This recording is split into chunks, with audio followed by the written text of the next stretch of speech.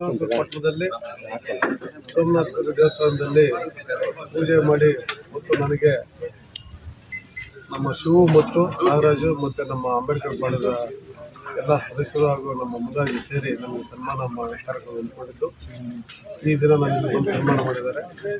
ತುಂಬ ಸಂತೋಷ. ಸನ್ಮಾನಕ್ಕಿಂತ ಈಗ ನನಗೆ ಅವ್ರು ತುಂಬ ಆತ್ಮೀಯ, ಅದು ಇಂಪಾರ್ಟೆಂಟ್.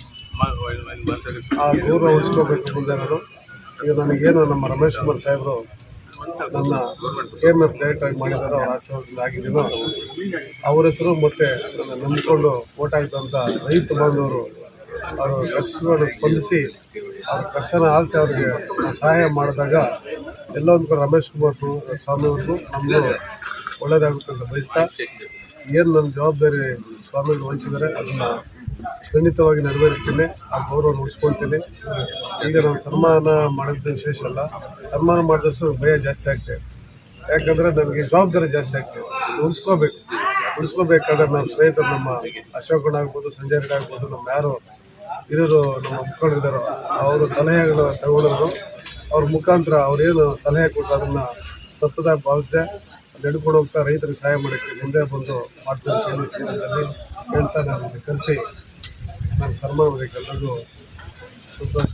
ಒಳ್ಳೆಯದಾಗಲಿ. ಈ ದಿವಸ ನಮ್ಮ ಹಳ್ಳಿಯ ನಾವೆಲ್ಲ ಸೇರಿಕೊಂಡು KK ಮಂಜಣ್ಣನಿಗೆ ಸನ್ಮಾನ ಮಾಡಬೇಕಂತ ಹೇಳಿ ತೀರ್ಮಾನ ಮಾಡಿದ್ವಿ. ಅದರ ಪ್ರಕಾರವಾಗಿ ಇವತ್ತು ಶುರು ಸೋಮವಾರ ಈಶ್ವರನ ದೇವಸ್ಥಾನದಲ್ಲಿ ಪೂಜೆ ಮಾಡಿ ಅವ್ರಿಗೆ ಇಲ್ಲಿ ಕರೆಸಿ ನಾವು ಚಿಕ್ಕದಾಗಿ ನಮ್ಮ ಸನ್ಮಾನವನ್ನು ಮಾಡಿದ್ದೇವೆ. ಅವರು ಈಗಾಗಲೇ ಹೇಳಿದ್ದಾರೆ, ರೈತರಿಗಾಗಿ ನನ್ನ ಎಷ್ಟು ಸಹಾಯ ಅಂದರೆ ಅಷ್ಟು ನಾನು ಮಾಡುತ್ತೇನೆ ಅಂತೇಳಿ.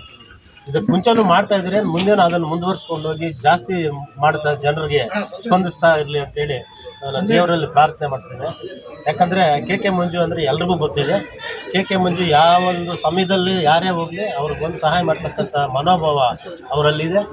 ಅದರಿಂದ ನಮಗೆ ಇಷ್ಟ ಆಗಿ ಇವತ್ತು ಅಯ್ಯಪ್ಪನು KMF ಅಲ್ಲಿ ಗೆದ್ದಿರೋದ್ರಿಂದ ಸನ್ಮಾನ ಮಾಡಬೇಕಂತ ಅನಿಸ್ತು. ಅದರಿಂದ ನಾವು ಚಿಕ್ಕದಾಗಿ ಸನ್ಮಾನ ಮಾಡಿದ್ದೀವಿ.